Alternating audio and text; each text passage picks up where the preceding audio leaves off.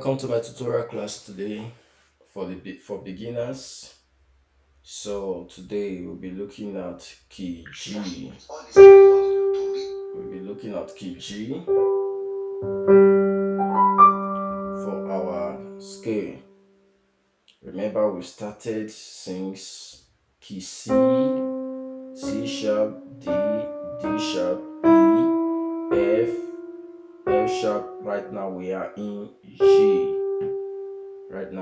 G. Take note. So we're going to be looking at the group G belongs to today. How to identify key G. Take note, it's not only here you find your G in your keyboard. Your G, you can get it for here in the bass side. It's your G in the bass side. Your G here. You have your G here. You have your G here. You also have your G here. So it does not mean that this only place G is in your keyboard. Take note on how to identify where you can get your key. Now, talking about your G, how can you easily identify your G in your piano? How can you easily identify your G? Take note that we said that the white keys are the major keys, while the black keys are the flat keys, which is the minor key. Now, to identify your G in your keyboard, look at the first three, that is the three black keys, for example. The three black keys. After the first one, the second one down there is your G. After the first black key, the next white key there is your what? Your G. That is the simple way for you to identify your G in your piano. Now, what are the group G belongs to when we are running this case of G? So in case you are not playing the full chord of G, so what are the group it belongs to? That is what we are going to be looking at right away. Now, this is your G. In your G, you have G, A, B, C, D, E, F sharp, and we now have the G. Take note, whenever you are on the scale of G, only place you have the black keys is only F sharp. It's only F sharp, which is your T, that is included in your G scale. The rest are white keys. So whenever you are on the scale,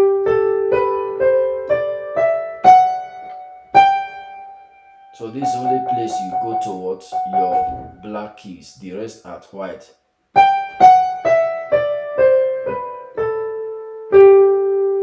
Again.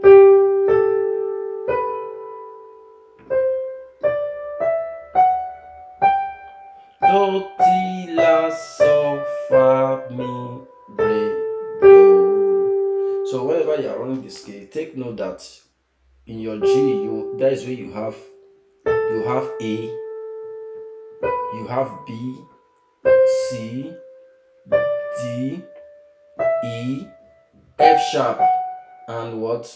You go back to your G. So these are the group that belongs to key G. So for example, when you start playing on your chord, for example, this is your chord now, for example. You see what I hold here, and I hold G, B, and D. These are in the group. This is the simple way for you to know that because you already know that it belongs to, when you are running the scale, do, re, mi, fa, sol. You already know that B is there, your D is there. So this one become your what? Your full chord, your G full chord. You can see it now. So take note of that. These are the group of G. So we use do, re, mi. We also use the chord. So do, re, mi, fa, sol, la, ti, do, ti, do, ti, la, sol, fa, mi, re, do. Then using the chord, for example, now you have G, A, B, C, D, E, F sharp, G, G, F sharp, E, D, C, B, A, G. So you can call it in any way. You can also give it 1, 2, 3, 1, 2, 3, 4, 5, 6, 7. This is your 7. Your F sharp is 7. So you can be playing, for example, someone is telling you go to 4. You are in G, go to 4. It's easily tell you to go to 4, which is this is your what 4. How do you know that this is your 4? You are in G, 1, 2, 3, 4. This become your 4. So someone can also tell you go to your 5. This is your 5. After 4 you have 5, which is your what? Your saw. So the same thing. So what you're going to do in this, just try repeat it all over and over again. You see that it's very easy for you to get. Don't forget, putting your fingers is still very important the way you run your scales. You may not be able to see my finger here, but I brought it this way so that it will be more clearer. You know where I'm touching, because sometimes when you are playing with fingers, some people are saying, this is the other finger, cover it. I'm not seeing it. But with this now, you can easily see the everything I'm touching. So that is the reason. But running your finger, make sure you complete it, which is so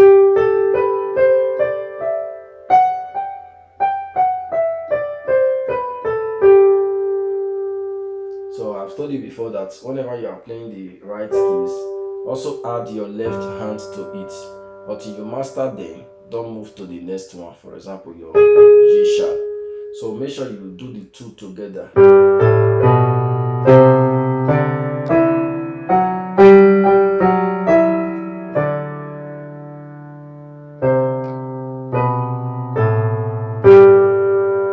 The two have to go together until you now start running the scale very fast.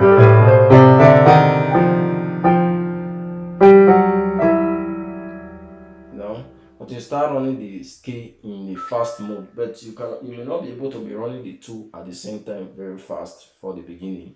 You can start with the first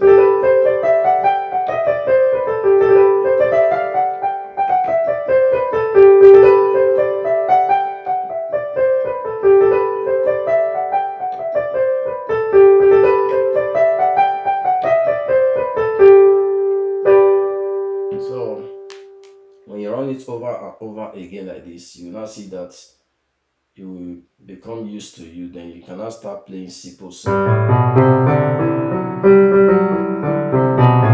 This is your left hand side. So by the time you are running the two now, you now merge the two together.